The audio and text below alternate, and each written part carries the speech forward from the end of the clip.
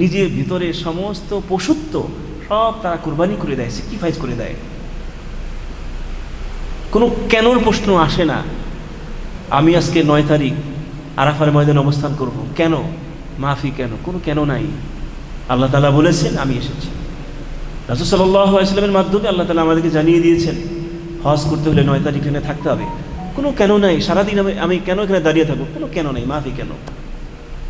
এটাই হচ্ছে হজের গুরুত্বপূর্ণ একটি শিক্ষা বা ট্রেনিং। আমি আমার ভিতরে সমস্ত পশুত্ব, সমস্ত কাল্পনিক চিন্তাভাবনা কিংবা সমস্ত নাফসানিয়া, সমস্ত যৌক্তিক বিষয়গুলো সব সরে ফেলে দেব। আমি আমার রব, আমার মালিক, আমার এলাহ, আমার মাবুদ যেভাবে বলেছেন সেভাবেই জীবনকে অতিবাহিত করব, সেভাবেই জীবনকে চালাবো। তার উত্তম ট্রেনিং সেন্টার হচ্ছে এই হজ। আমি হজের শুরু থেকে শেষ পর্যন্ত তাই প্রমাণ করেছি।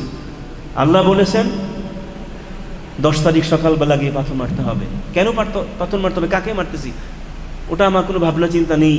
আল্লাহ বলেছেন আমি মারছি। 11 তারিখ দুপুরের পর থেকে মারতে হবে। কেন দুপুরের পরে? কেন আগে নয়? কোনো কেন নাই।